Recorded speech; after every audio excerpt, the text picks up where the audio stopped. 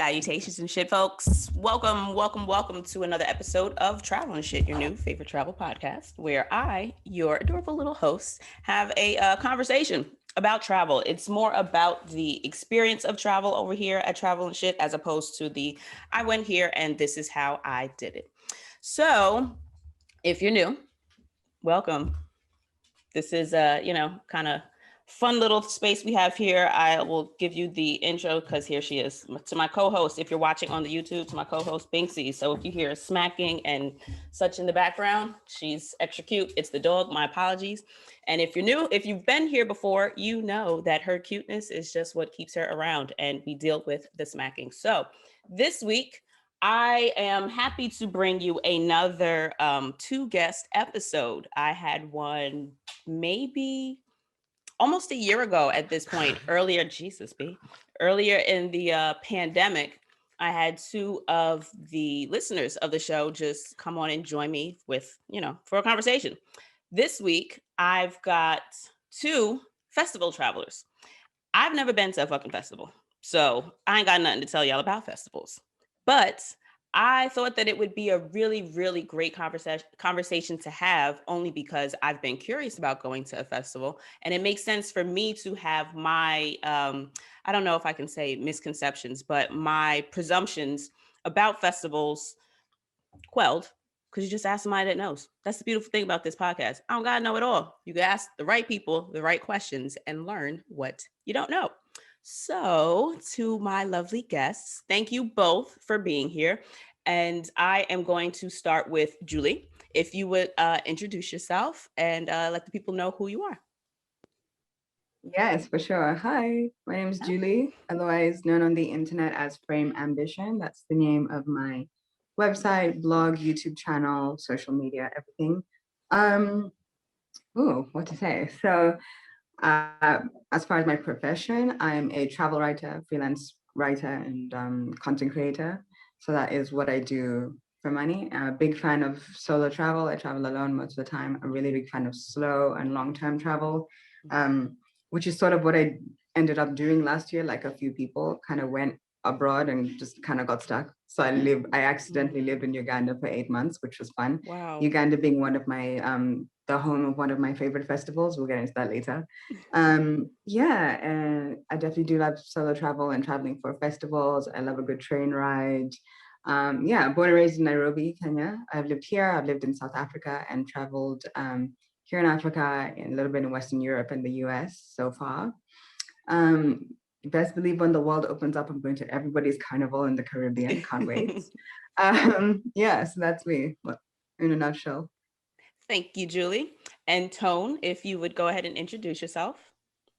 Yeah, happy to be here. So I'm Ton. I'm from Barcelona. I now currently live in Singapore. I'm here an expat.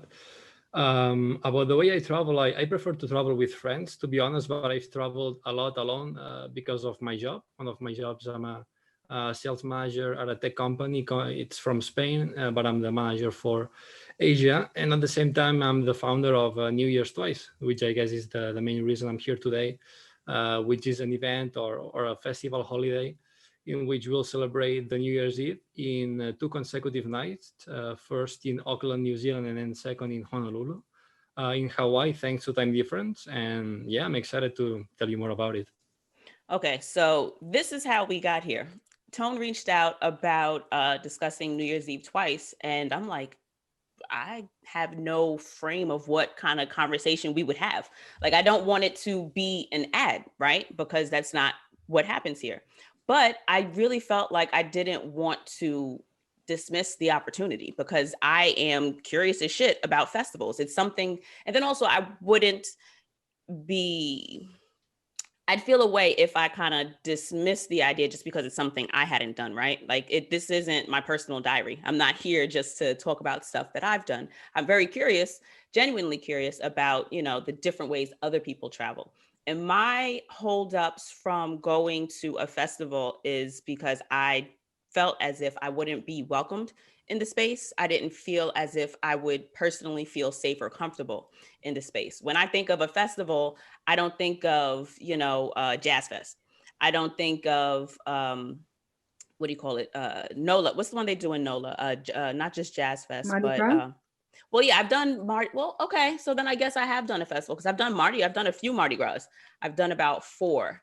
But like after you do like the first 2 parades, like I don't even show up to the parades anymore. I just go to my homegirl's house and we wait until she gets off work and we go drink and party. Like we just walk around and do fun stuff as opposed to, I guess, the parade stuff.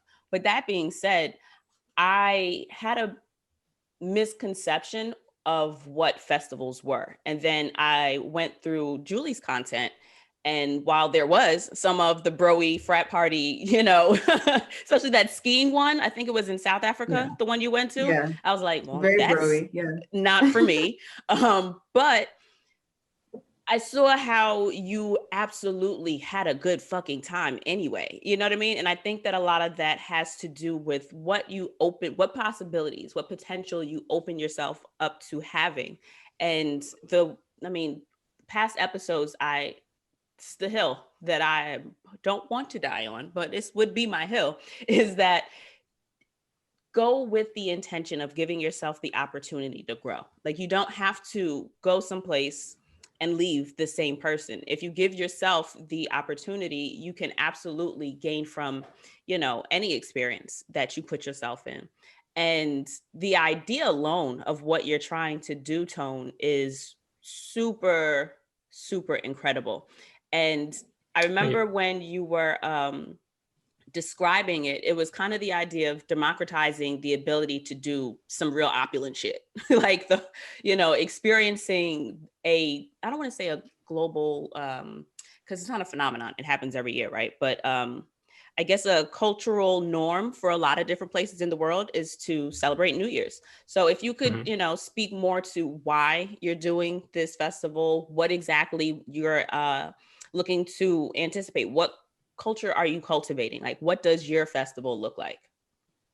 Right. So in terms of the reasons why, first of all, it's in simple is because it doesn't exist, right? So I had the idea about 5 years ago.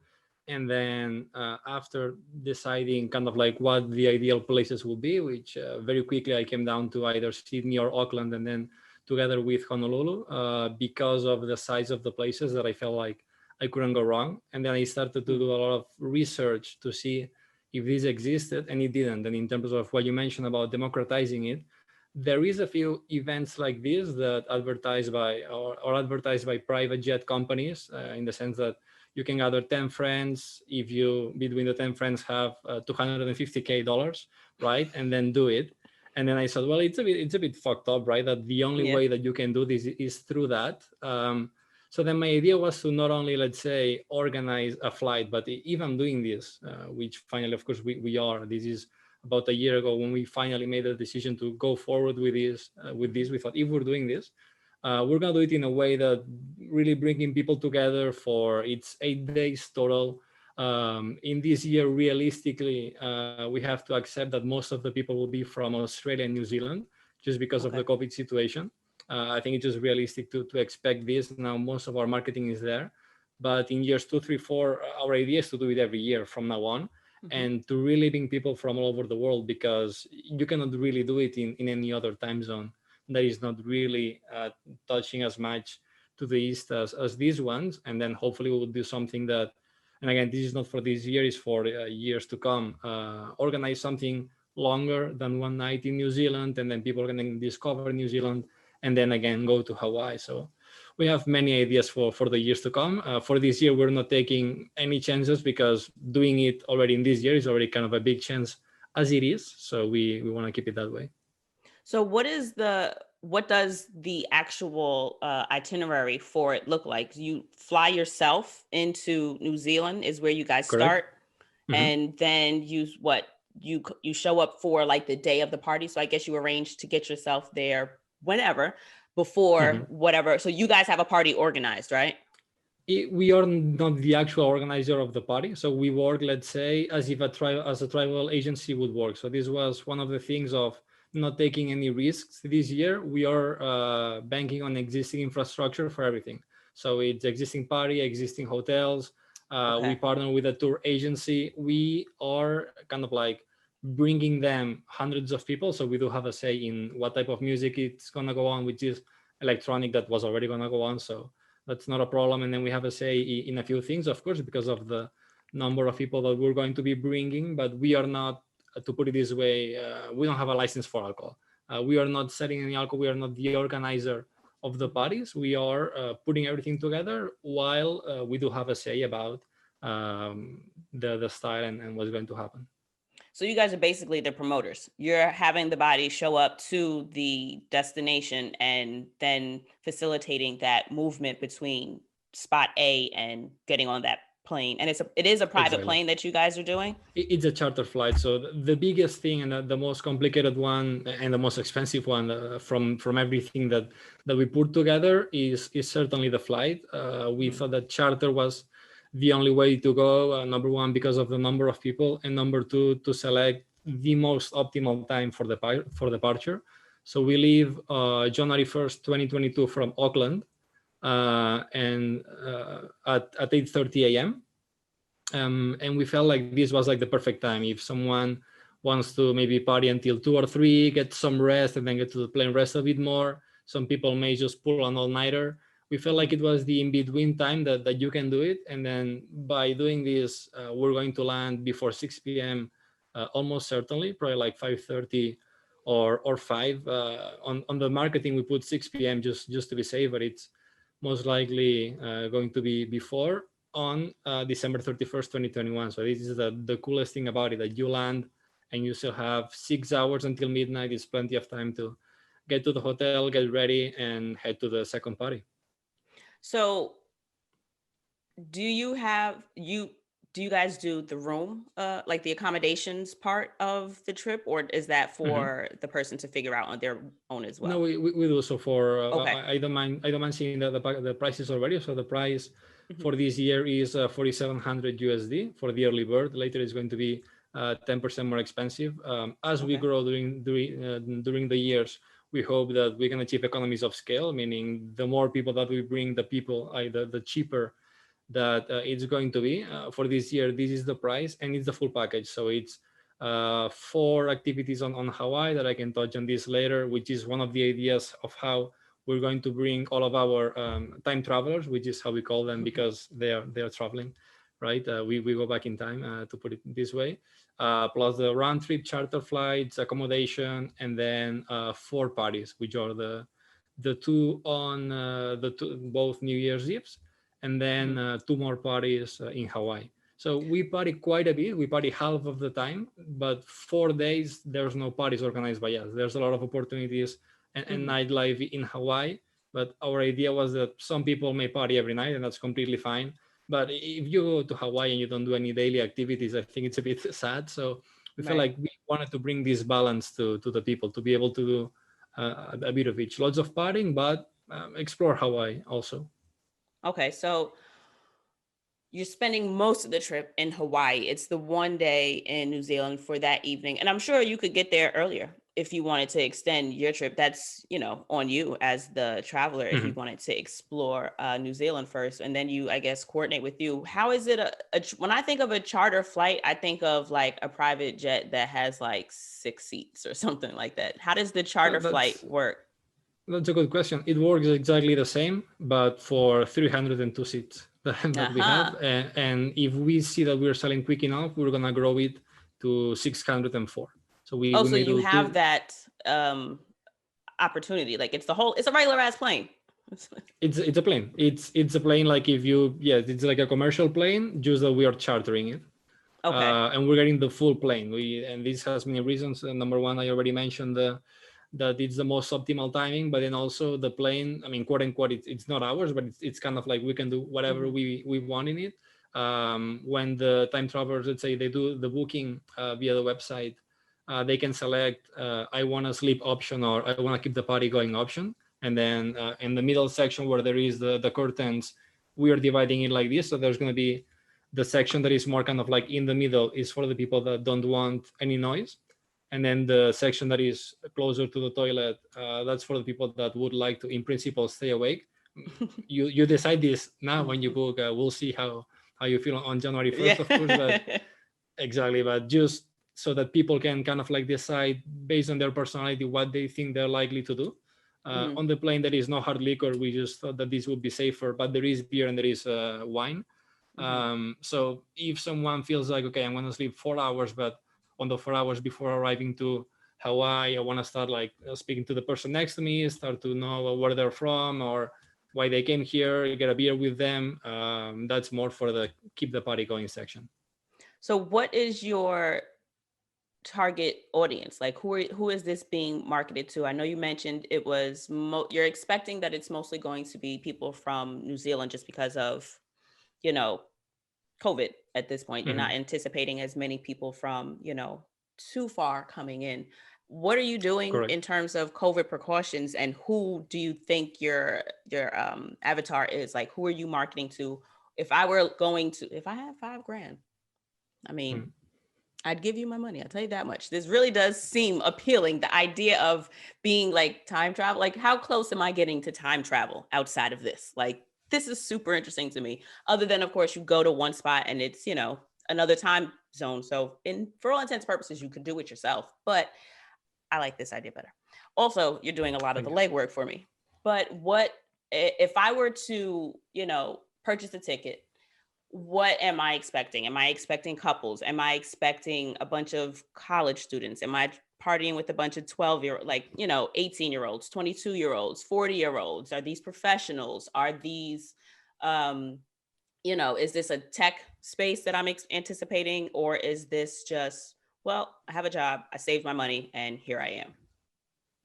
No, so first of all, we do welcome anyone. So if someone is 20 and they want to come, for sure they can. And if somebody is 40 something and they want to experience this, we welcome them as well. But in terms of the paid ads that we're doing on Facebook, Instagram, and pretty much everywhere, as well as realistically people that has both the, the money as well as the time, meaning they have worked enough years that they have this kind of money. It's not super expensive, but again, 5K is not very cheap, while at the same time not having kids. We expect late 20s, early 30s, and this is who we're marketing to. And we've been marketing it for 3-4 months quite heavily now. And again, it's been kind of correct because the traction that we are getting in terms of people that really want to come is that demographic. Late 20s, early 30s. I think that a lot of 20-year-olds think this is super cool, but a lot of them may not have the money yet. And maybe someone that is a bit older also thinks it's super cool, but they have kids. I mean, also younger people can have kids as well, but just probably the older you get, having these 8 free days, it's very difficult. And then your other question was what kind of precautions we are taking. So again, I welcome everyone to go to the website, newyearstwice.com. We have this is very clear on the FAQs, but I'm glad that you asked just to point it out. So no one knows, right, what's going to happen with COVID. I'm very optimistic. We are all very optimistic in New Year's Twice in the sense that with the vaccination news, both Hawaii and New Zealand are quite small in terms of population. I'm optimistic that it can happen, but if it cannot, we're going to refund the full face value of the ticket. So this is FAQ number 1. What happens if this gets canceled? So we return the full face value of the ticket.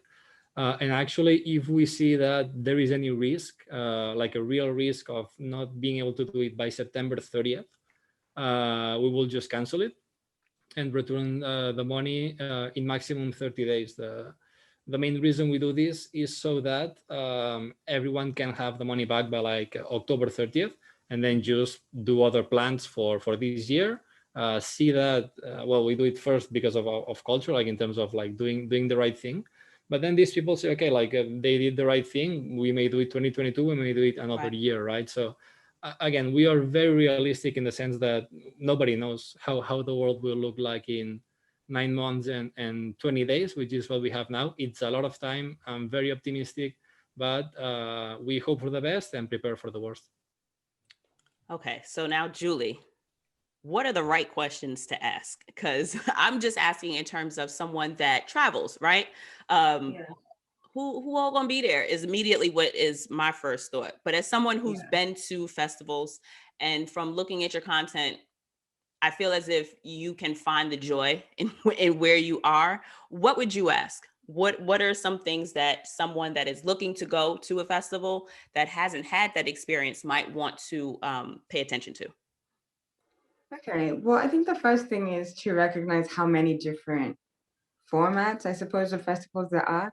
I tend to split it up into like an overnight type of thing, including like you sleep on a festival grounds or something, versus a thing like events that you go to during the day or during the night, but you sort out your own accommodation.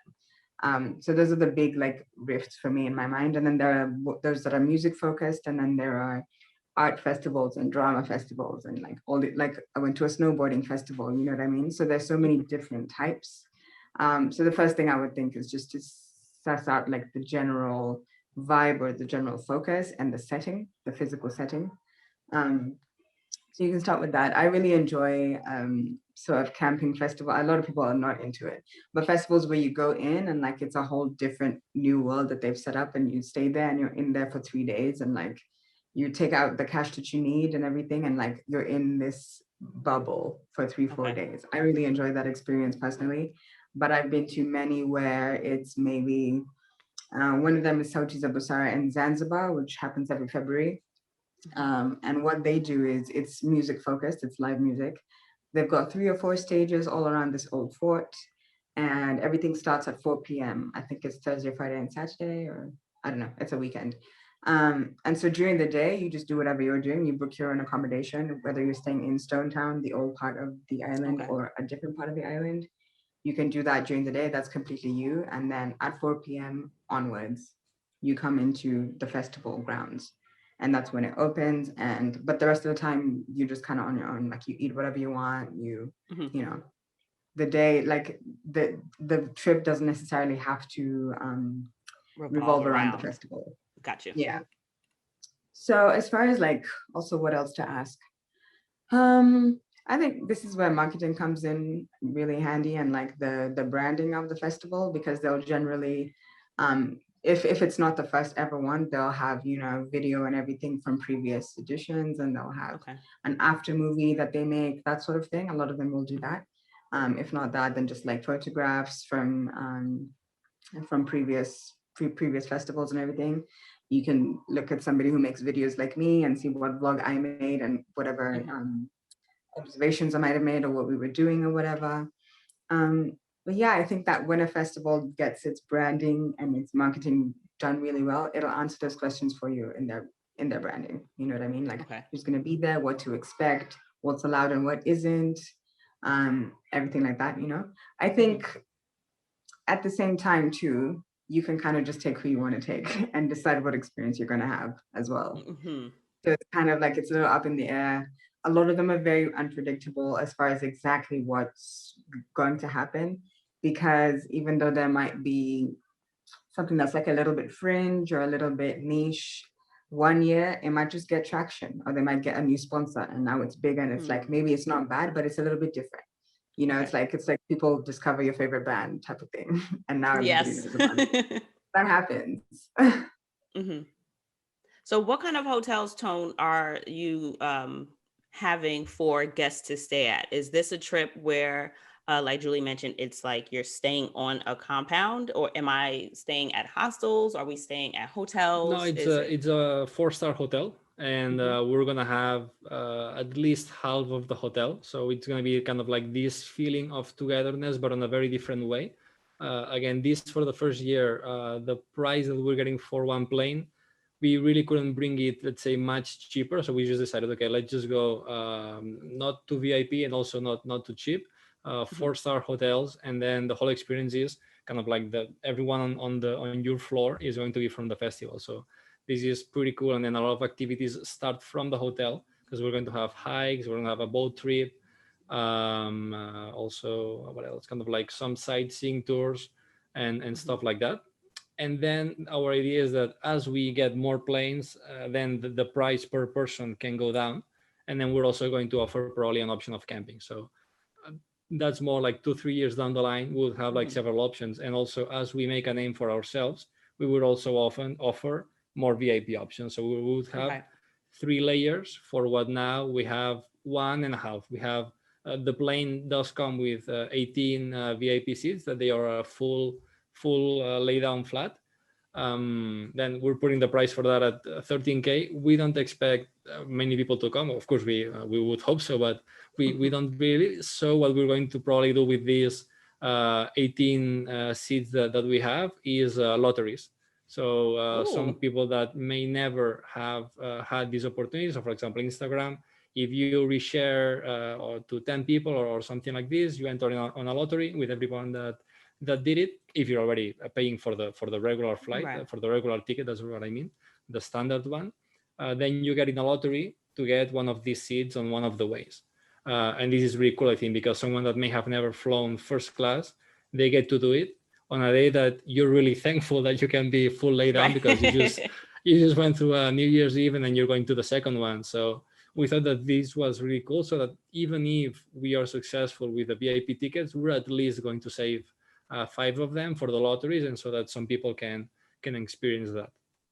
So question for you, what do the communities that you guys are starting and finishing look like? Are they tourist areas? Are they residential areas? Is this are they, like, if I'm thinking of festivals that say happen in New York, for example, right? Like we've got I can't even name them, but I see them in my mind. So I ain't going to say embarrass myself and try to name some festivals, but I know like Governor's Island has some. I feel like some of the, like Prospect Park has a lot of things. Like these are kind of, at least Prospect Park at least is somewhat in the middle of, I won't say residential and businesses, but like that area of Brooklyn has just like a lot of both, right? I can see if people were staying, or if people were coming for a festival that were in Prospect Park, they'd probably be in Airbnbs just because Brooklyn accessible, or also, some probably Manhattan hotels. How far apart are you expecting people to be from the stuff that they're going to be doing in these different areas? Like I'm assuming that in Hawaii, you can be more spread out because you've got more time, right? But in New Zealand, if it's just coming in for that party, like, are you having people stay near the party? Are the communities where that is happening like equipped for that, for like 300 something people to be in that kind of space? For someone that is a bit more of an intentional traveler, or someone that is concerned with maybe how their movements are going to impact the communities that they're visiting, what type of information would somebody have to make a decision with? Yeah, it's very, very low impact because both areas are, well, in Auckland, we don't offer the accommodation. So it's one night, and we expect people to either come a few days early if they're coming from, so let's say internationally, and then they would get a hotel probably downtown. Our party that we are joining, it's not our party. So the party that we are joining is called the Upside Downtown. It's an event where with one ticket, you can go to 5 different venues. So that we thought this is really cool because you can go one and they're playing a type of music, and then you go to a different one and you're changing clubs during the night. It goes until quite late. So we thought this one was lots of fun. Also, it's near all the hotels. It's downtown. So even if we end up being 600 in terms of 300, it's really easy for that city to absorb it. It's a 1 million people city, and this is really on the heart of the city. So it really doesn't affect that much. And in Hawaii, even less so. We're in Waikiki, so we're right next to the water on Waikiki, and this is an extremely touristy area. So also we're not having much impact in terms of going there. And the cool thing about the Waikiki is that you're even from the most touristy area, you can get lost, let's say, exploring very quickly. So Diamond Head, which is one of the volcano craters, is about, I think, 20 minutes away by car or bus. We're going by bus. There's really nice views. If someone likes jogging, only going like quicker than running in literally 15 minutes. Depends on how quick you are, but probably in 15 minutes you can get to some of these really breathtaking views of most of the kind of like east side of the southeast side of the island. So yeah, this is one of the reasons that we chose Hawaii. So there's a lot of nightlife, but literally in a 15 minutes Uber or bus, you're in an amazing landscape.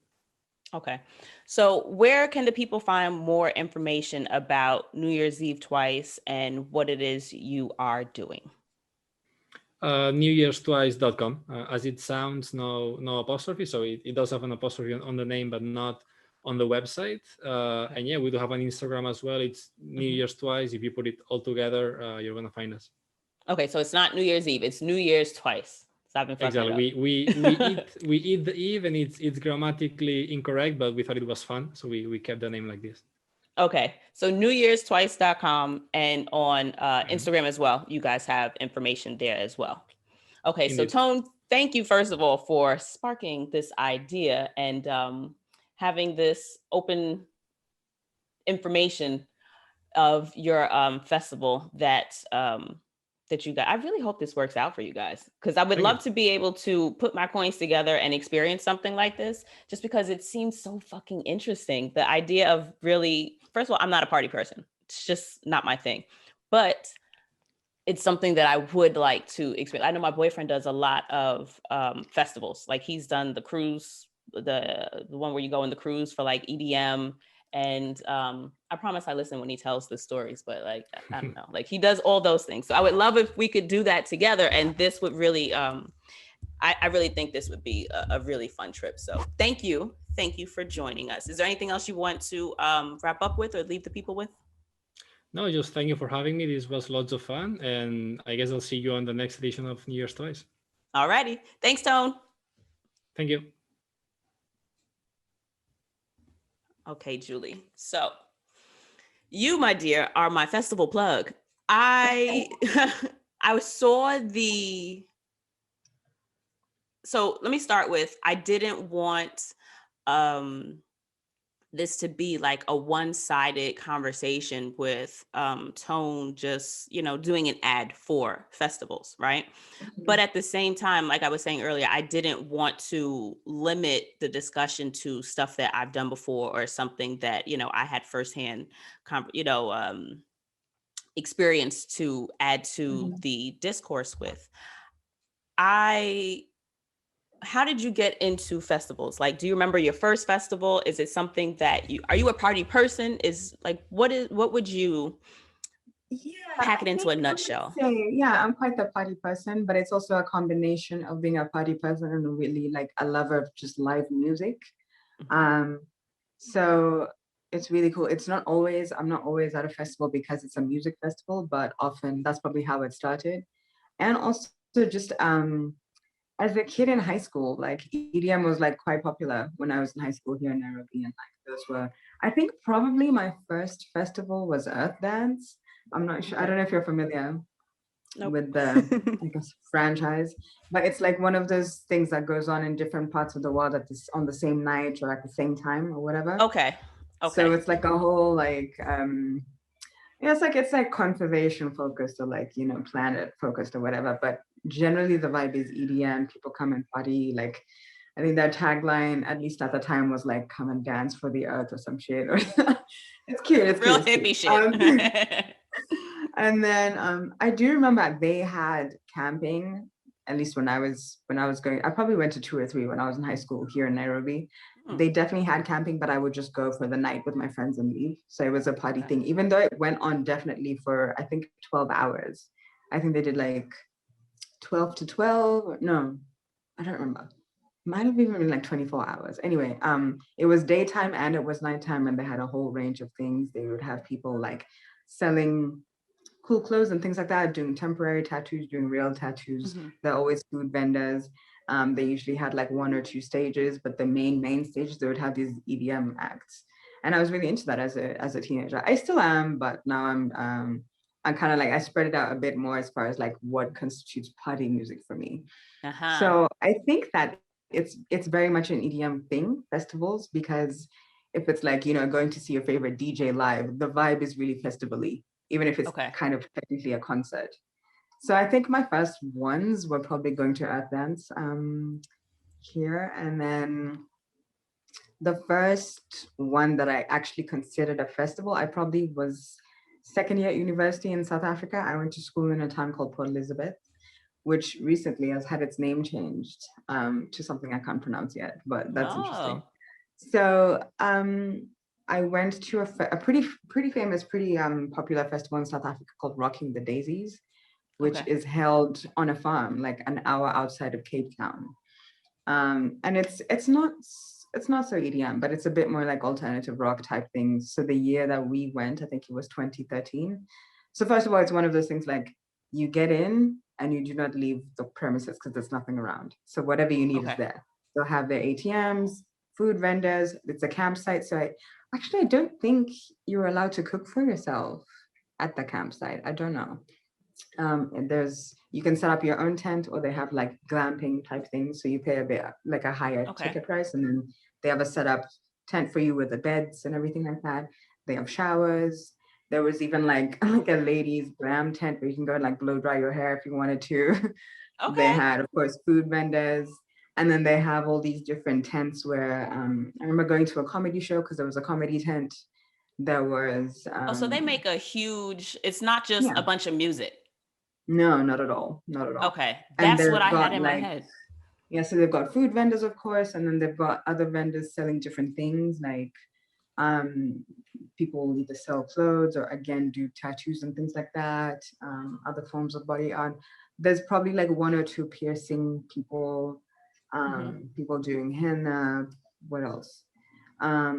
People kind of leading workshops and stuff like that. So if you want to like sit and paint for a little bit, somebody's got a painting workshop set up there for you. I remember there being a WWF tent, and I think they were taking donations like for like research and conservation and stuff. It was like Save the Pandas or something. At that point I wasn't. There's some things that are just like, it's a bit of a blur, I don't know. Yeah. And then there's like, it's a really beautiful ground. It's a whole huge, like, I think it was a wine farm that's not really used anymore. So it's just this field, it's this big field that probably 2 weeks before that, they're building everything. They're putting up different stages, you know, they're setting everything out.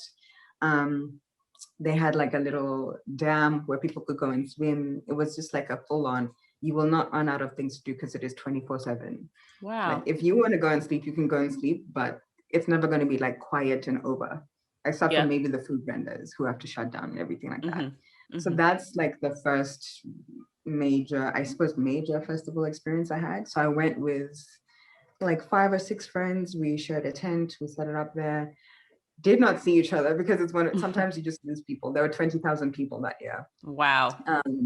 Yeah, it's like there's no cell service most of the time. Sometimes you just bump into her and you're like, oh, I've been looking for you. Are you having fun? And then so it's like, it's quite a hectic one, that one. I mean, it's like, yeah, it depends. So even within that, there are different crowds and there are different vibes. So the main tent, it's like, it's for like alternative rock kids who like that kind of music. So we went and a band called Alt J was headlining.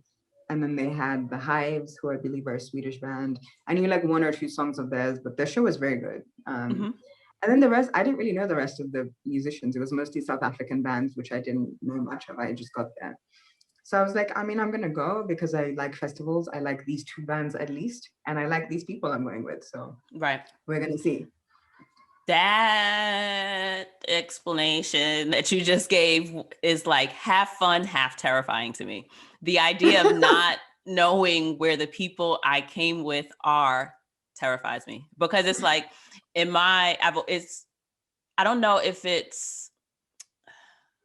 don't know what to necessarily attribute it to, but I grew up and it was like that girl code. If we came together, we leave together like that. We don't separate. Like we pee together, we get drinks together. We are doing all of the things together. If one of us needs to smoke, mostly did. We all have sometimes to smoke. At least we were sleeping in the same tent, so we could always go back to the tent and maybe like leave a note or something. And it was both guys and girls, so it was like a little bit less that. But I definitely stuck with one of my girlfriends, and the rest of them, I was just like, man, we'll see them when we see them. I don't really know, but you're staying with me. And then like you have to consistently keep anything of value like on your person. Like you can't leave anything behind. I think that some festivals have like a locker type system, so you pay just for storage and they'll lock it up for you. That one, I don't remember. I don't think so. And also sometimes people would just leave stuff in their car because there's parking, because most people will drive there or ride share there because it's just so out of the way. It's just the middle of almost nowhere. I kind of like that. You can kind of lock stuff in your trunk, but then in my mind, I'm thinking somebody is sitting in a car watching for people to go to cars to see what they take out, to see like, all right, so when you leave, like, it's mine. You know what I mean? So I'm thinking of all of these. Like, no, it's true. And you should. Okay. So I'm not nuts. All those things they told me growing up were like things like I even still make, if we go shopping, like if we go to the mall and we come back to the car and we drop shit off, like I'll put it in the trunk and then drive my car someplace else. Like I won't leave something in my car. I won't let somebody see me put something in my car. Because even if it's sheets or towels, like they don't know that. And so in my mind, since they don't know that, you've got the potential to now get what I got. And it's just one of those things, like at least on my end in New York, it's from holiday shopping travel, like holiday shopping issues where people like run up on people and rob people come holidays. And so especially when I worked retail, that's always been one of those things. Like if I come back to my car for lunch, or if I bought a bunch of shit at work and wanted to put it I always move my car. It's just like in the back of my head, like I don't want to give someone a way to victimize me without me at least. Like, I mean, if I'm gonna get got, I'm gonna get got. Like people get victimized, right? But I try to do like my absolute best You can still try and prevent it. Yeah. And the idea of that many people, and I also just watched Midsummer. I don't know if you saw it. It's on, I don't know if it was on Hulu. What did you think? Girl. Another reason why my black ass ain't never going to nobody damn festival. The idea of it being very complete and utter, it's like a catch-22, right? Where the idea of complete and utter spaces of whiteness don't sit well with me. Whereas I also live my life in a lot of white spaces, right? Because there's that distinct difference where I can leave when I want, or I'm able to keep my autonomy and keep my level of control. Some places you can do that, in other places I don't feel like you can. And when Come to Africa, my dear. Yeah. Listen, the only place in Africa I've been was to motherfucking Casablanca, which I don't really cognitively connect as a Africa. Little bit of a separation. Yeah, it's like in my mind, it's like I understand myself to be on the continent, but it's Middle East to me. You know what I mean? Like when I got there, I didn't feel like I saw people that looked like me until I went to like the market, and then a whole bunch of Senegalese people and people that were selling goods from other places. I'm like, okay, you look like me. This is what I wanted my experience of Africa to be. Whereas it was just a bunch of white people and Middle Eastern looking people.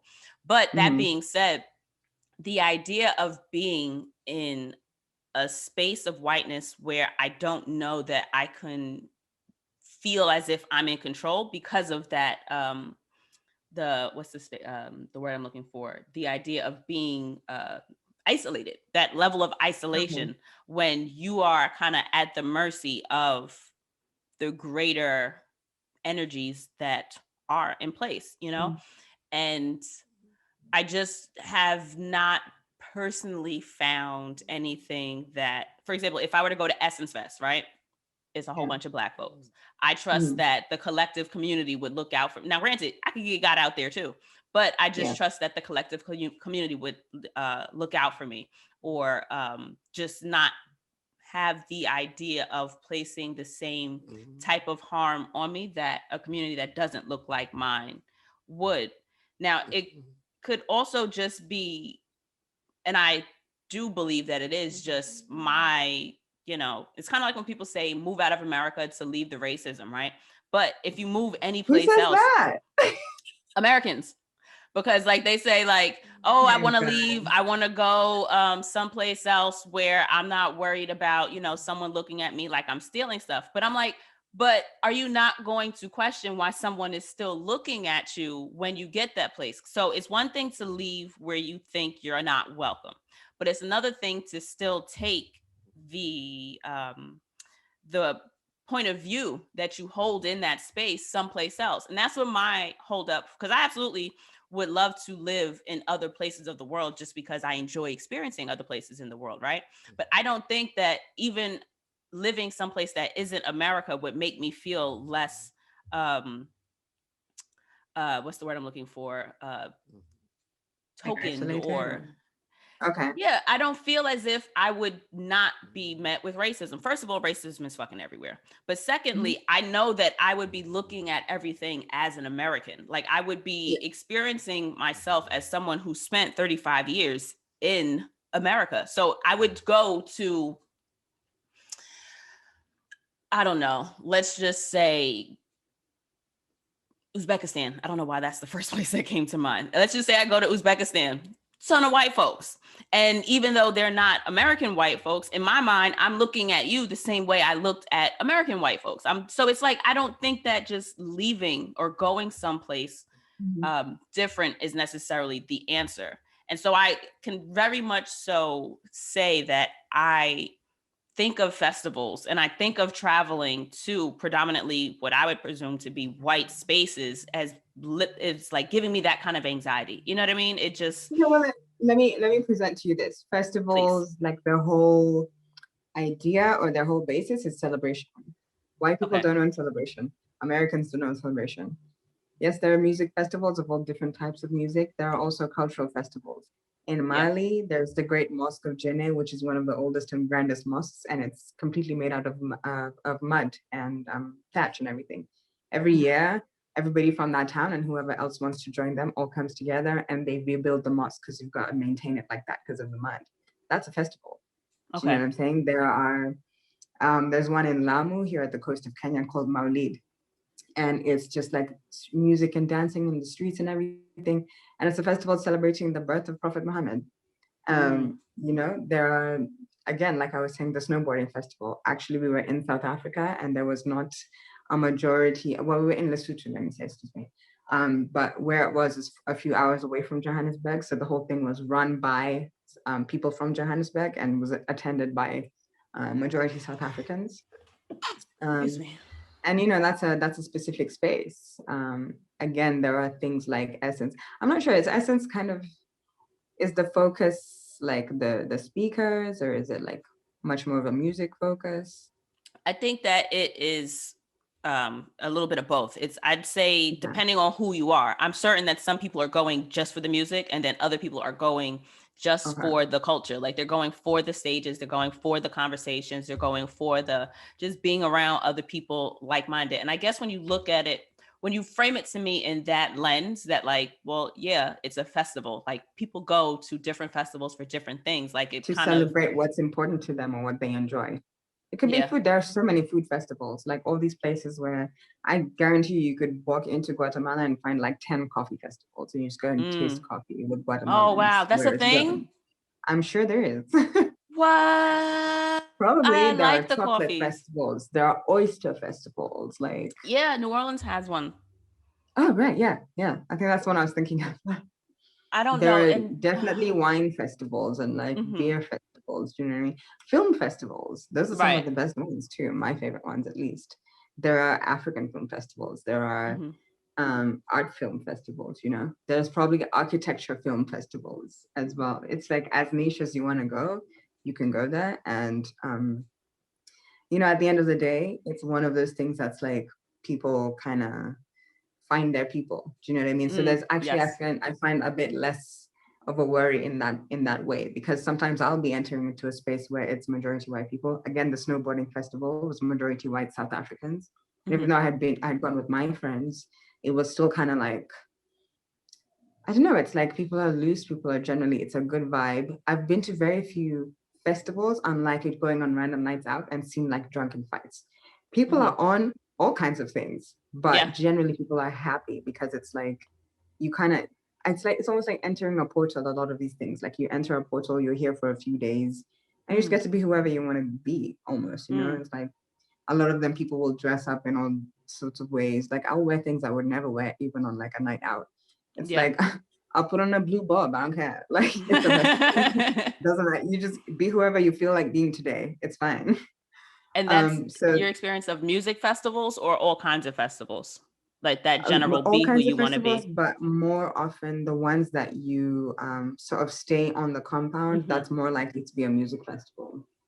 Okay. So things like film festivals and stuff like that, most of the time it's kind of like you go to many different events within this space of time, and then where you stay and eat and what you do outside of the film screenings, that's your business.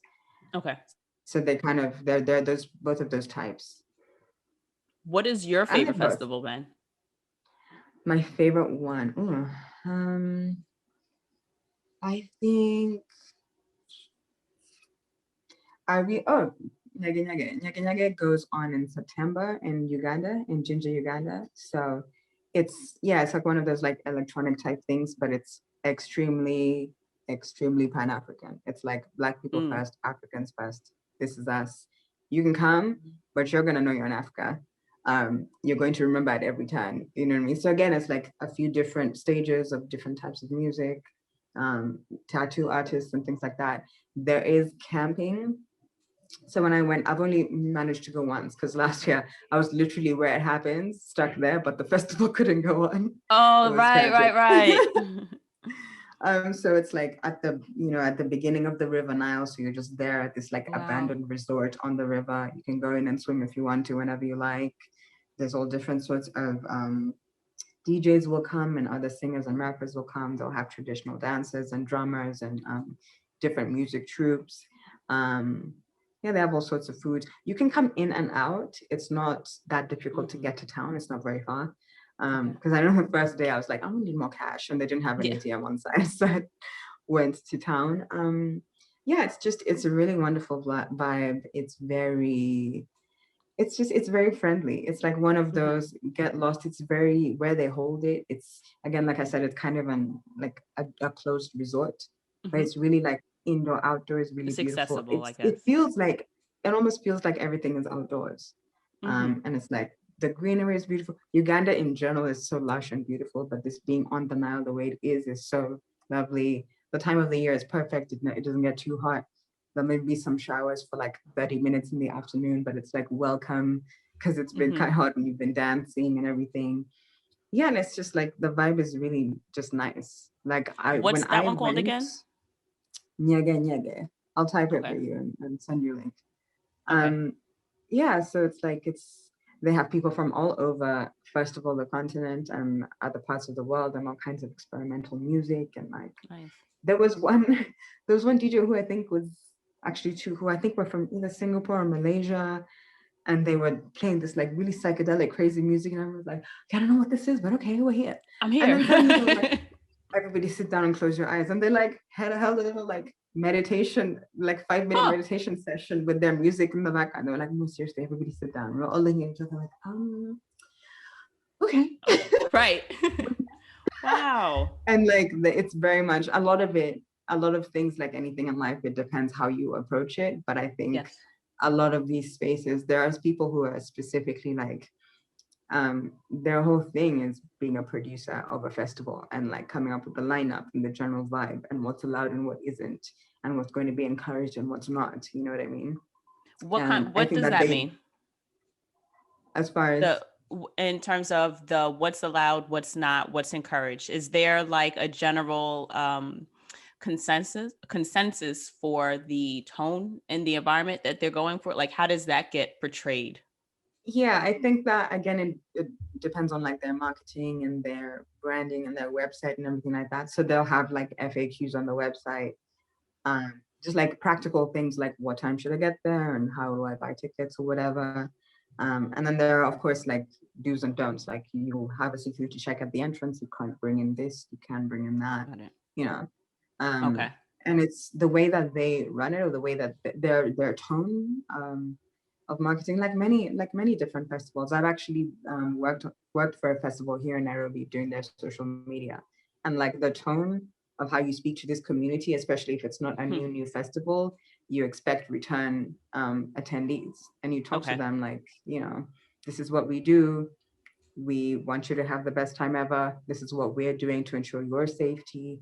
This is how you can help us out. This is how you can have the best time ever.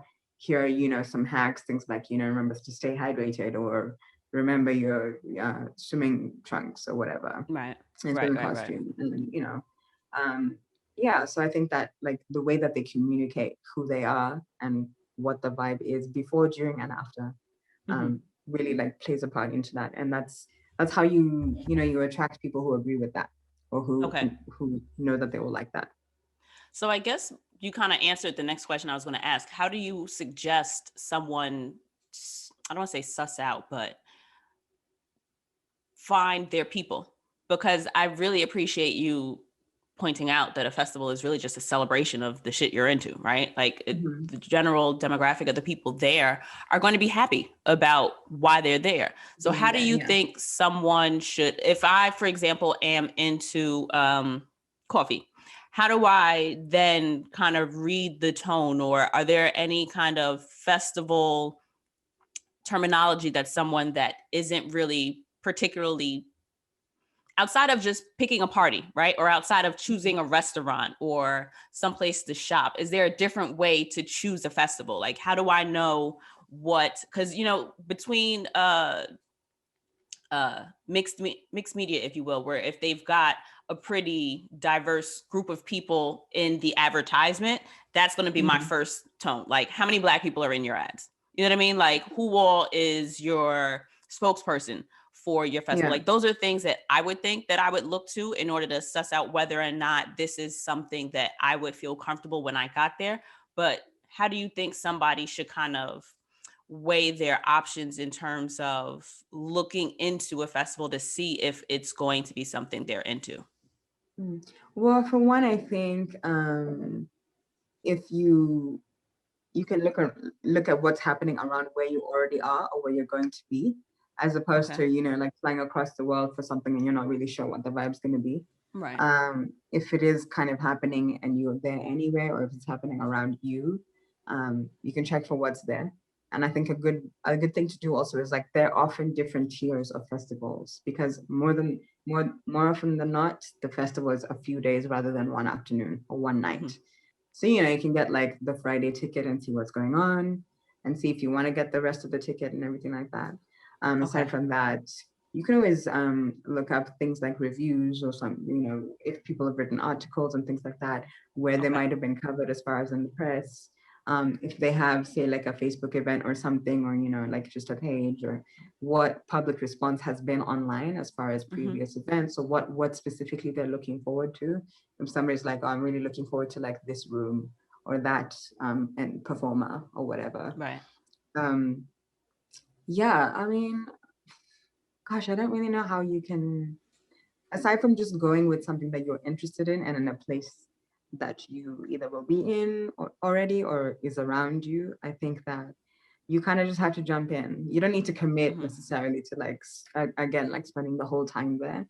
Right. But personally, I would just grab somebody who's interested in the same thing, do a quick scan of their media or online presence or their branding.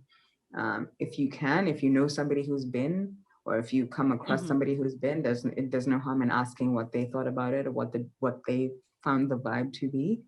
And at the end of the day, you've got to just go, because you don't know what's going to happen. Like, there are some, once or twice I've gotten like media access, being somebody who covers festivals a lot on my YouTube channel, and not been able to like get people together to go with me. So maybe I've just gone alone and been like, oh gosh, I don't know, like, I promised this like coverage, so now I have to be here. It's almost like a work thing, and had a really good time and met wonderful people. And sometimes, again, like solo traveling, sometimes it's actually a bit easier to like speak to strangers when you're on your own. And there's the added benefit of them at least having some kind of overlapping interest with something you're interested in, which it might be a bit easier. It's like a macro macro or micro, I don't know. Micro. The micro is the smaller, macro is the bigger. Yeah, it's like a hyper social solo travel experience, or a hyper travel experience, I do find it a little bit easier to do things solo, just because it gives you that opportunity. I feel like people are more willing to, give you the time of day when it's just you. People are less likely to dismiss you when they see that you're by yourself. And I think it's a little bit easy. For me, it's a little easier to just, strike up a conversation when I'm traveling. It's like, whatever happens, it'll be from one person. It's fine. Yeah, it won't be the big deal, bro. So have you had any bad festival experiences? Let's see. I think just sometimes getting kind of like a little overwhelmed and just feeling like, oh, there's too much and I don't know what to go to first, or like what to see, or getting timings mixed up and maybe missing something I wanted to see because I was stuck over here. At this Rocking the Daisies festival I talked about in South Africa, I was with a friend. We were at the main stage and she was next to me, and the person next to her, somebody behind them started peeing. Some guy just like started pissing just right there, because it's one of those like waiting for the main act and everybody's kind of, and so he wouldn't leave and go to the bathroom. He just started, I mean, I'm guessing he was drinking, I don't know, but he really just started peeing behind us. It's like sometimes it gets like that. He was definitely, yes. And then same festival again, we went to a different stage, which was like a little bit more like gritty.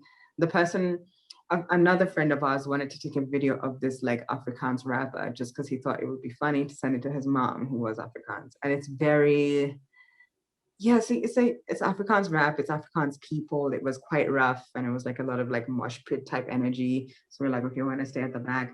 Somebody ended up throwing a can from the audience. It was just like a completely different vibe from the other stage, which was just like people jamming to like indie rock, and this was like, ah. And like same friend who had been peed on, this can like came out of the end and hit her in the head, and we were like, we need to get out of this stage. This is not our area. I too have been hit in the head with a can from yeah, it was actually the first concert I ever went to, and it was at college, and the Roots was performing, but it was a white ass school, and like I promise you, it was like the African Student Union or the Black Student Union or the Black orgs on the campus that actually put this together, because why else would the Roots be there? But it was so much fun until the community, because it's a upper class white community, where they were just like, cute, shut it down.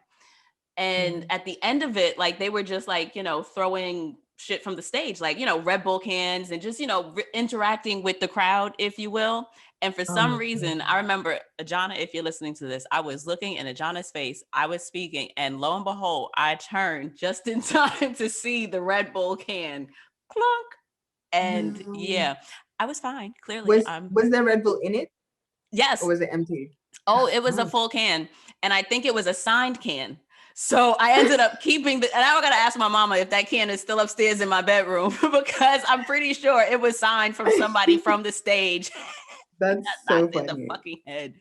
But I guess that it's, you get the opportunity to choose what festivals you want to go to. And it makes just, I don't know why it didn't connect before, that so many other shit that I would do are actually festivals. Like, you know, alternative rock or Christian rock isn't the only kind of festival. Cause I'm like, no, I don't want to go to a fucking Christian rock festival. You know what I mean? Like, I don't even know that I want to necessarily. There's definitely a market. So they'll find their people and you'll find your festival. I don't know that it would. I'm so kind of embarrassed that it didn't make sense beforehand, that it's just like, bro, like not every festival is like people a frat party. People take narratives and run with them, and everybody else is did. Like, okay, you just put this name on this thing, which a lot of other people are doing. So why are you not acting like you own it, babes? Yeah. And it's just like, you would absolutely go to a festival. You just wouldn't go to a, EDM. Like I wouldn't buy an EDM album. So why would I go to an EDM festival? But I would absolutely go to a coffee festival. I would go to Jazz Fest. I would go to like an R&B festival, or I would go to, a pop festival. You know what I mean? Like there are a lot of different things you would do. It's just like that one segment of what I thought it was ended up like fucking up the whole rest of them for me. And it's just like, well, damn, girl. Other than people peeing on your friends, like, have you had any scary experiences? Have you had experiences that kind of made you feel like, I don't know, this one I'm not coming to again. Like, this is it. I haven't like ruled out going to anything again. Once I kind of stumbled on what's a bit different, but it was Pride Barcelona. So it's a Pride event, but that's also kind of a festival. And it was one of the post events. It was like a night party. And I left a mall and I was walking past where it was happening. And I was like, oh yeah, it's Pride right now. Let me go check it out. this was like this foam party thing, and there was like some DJ, and I'd heard a song I recognized. I was like, oh, I love that song. Okay, I'm going there. And it was like free, and I went in there and like met a few random people, but there was like a handful of just like creepy men energy. And I was like, what are you even doing here? Or whatever. So I was like, yeah, this is my wife. And I'm like, with things like that, I'll usually laugh and be like, oh yeah, it's my wife. But then like there's something about this particular man that just like made it a bit weird. And there was also the added context of being Black in Barcelona. I don't know if you're familiar with that whole vibe. So I have a friend that's out there now, a Black woman, and hating it. And she's really? like, I fucking hate. She's like, I hate it here, because she hasn't really been able to find that that community that she's looking for. And I was only in Barcelona for like an afternoon into like the evening, and we ended up going to they actually had, which I guess would constitute as a festival. It was like a big street fair. It was a whole bunch of like community organizations that had dancers. There was like a lot of food, a lot of just like community groups that just gathered, and music and dancing, lots of food, and like little tchotchke shit that you could buy and stuff. But I took the train there, did that, and then took a taxi home. That was my experience in Barcelona. Yeah. I don't remember where in my stay this was. It was probably like towards the end, because I was in Barcelona for a week, and that's been my experience of it. But yeah, I stumbled on this Pride after party. It was like a fun party. And these two guys were just kind of being weird. So I was like, all right, that's enough. I'm going to go. Yeah. And that's something you can just leave. Like what I have heard also, I've never been to India and I've never been to Asia, period. But Holi, the festival of, is it? It's not the festival like color, of light festival, but yes, I think it's the color where they throw the powder stuff. A lot of people, particularly women who are not Indian, Black and white, kind of leave or like come out of that. Like the experience can sometimes be a little because people will throw powder on each other in the street, but it's also like not unusual that they'll actually put it on you physically and be like, yeah, happy Holi. But a lot of men apparently take it a little bit far there, and like I've heard this many times, like numerously. I'm not sure like particularly what towns necessarily or whatever, but things like that I'm a little bit wary over. I would give it a try, but you know, it's also nice to have the option to be able to leave. That's another thing about I wouldn't go for like an overnight 3 nights in the middle of nowhere and you're riding with people as like your first festival, or as a festival you're really not sure about it. Unless there's an option, you know, maybe they have like a bus share thing or a ride share thing, and people will be coming in and out. But yeah, something like a Rocking the Daisies, like you're a little bit stuck there unless you're going to drive yourself wherever you are, and most people carpool because it's, you know, so much easier. So yeah.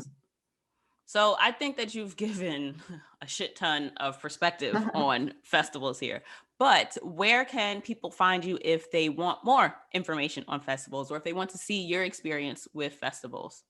Yeah, so I have vlogged a handful of the ones I've been to on my YouTube channel, which is Frame Ambition, youtube.com/Frame Ambition, or you can just search. I have an entire festival playlist, and she does. Planning on adding to that sometime soon when we can again. Vlogging the online Zoom festivals is not quite the same, but yeah, you know, we'll get there. I'm pretty much Frame Ambition on everything. Frameambition.com is my website, so you can get in touch. If you like to read my blog, I sort of write a lot about working remotely and being a digital nomad, generally about things like being a visa hacker is what I have proclaimed myself, because we're talking about this festival in New Zealand and Hawaii, and I was like, that's cute. That's 2 visas for me, my dear. So I don't know. Okay, got it. Separate. Right. Oh, gosh. Yeah. Admin. Oh, right. That makes sense. That makes absolute sense. Damn. Yeah. It would be just the one for New Zealand, but it's another thing that you don't think about. I don't think you would need one. You have a US passport? I'm pretty sure you can just go for like a month or 2 as a visitor. I think so. Sweet. Yeah. Well, you check that. Don't. Right. I also don't have $5,000, so there's a a hard pause there. Yeah. So I make a lot of content about going about getting different visas and sort of making them work for you. Sometimes you can get. Right now, I do have a US visa until the end of May, and I only found out like a year or 2 ago that it actually can land me entry in like some Balkans countries, some Asian countries. I started watching that video. Yeah. Yeah, When you so have it for I'm one making a lot of spot. content to do with visas, digital nomadism, just traveling consciously as far as like culture is concerned, and decolonizing the whole space. So, I come from a previous UK colony, mark how I'm speaking English and how I sound, and very much from a country with an old industry of the safari industry, which in itself was a colonial creation. You know what I mean? So just going about that like consciously and seeing what changes we can make so that the actual native people of the land that you're traveling on don't continue to be disenfranchised. Because I promise you, That is a conversation. That is a conversation. I'm going to hit you that's very much my afterwards. vibe. If you'd like to invite me to speak anywhere, I did a Yes. piece last year, which was really cool. I really enjoyed that. So doing more of that. I'm a freelance writer as well. So, worked on a few pieces for photos and Reader's Digest and everything. So all contact and everything and all of that is on my website, frameambition.com. And then same on Instagram. My Twitter is just for bands, honestly. Don't worry about Twitter. But Okay, yeah. Facebook, Instagram, website, YouTube, it's all Frame Ambition. I thank you so very much. And I will absolutely have all that information in the description box as usual. And you can go to travelshippodcast.com if you can't remember to, or if you are unable to access it in the description of whatever app that you're using. Like if the hyperlink just doesn't work for you and it's, difficult. I don't like doing the copy and paste either. Good girls. So if it's not working in whatever you listen, travelshippodcast.com, and it'll all be in the description for this episode in particular. So thank you again to Tone and to Julie for being my guest this week to unravel the fuckery in my mind about festivals. I really appreciate festivals. Yeah, that it's not just by this little corner of the world doesn't have to be I guess as I don't want to say dark, but you don't have to stay in your space of non-information. Give yourself the opportunity to learn what it is that you don't know. So thank you to you guys both for that. And remember that travel is so much more than vacation. And there are so many opportunities for you to continue to grow and develop yourself as a person in these opportunities that are generally mad fucking fun. All right, y'all. So see ya next week on the next episode. That's it, y'all.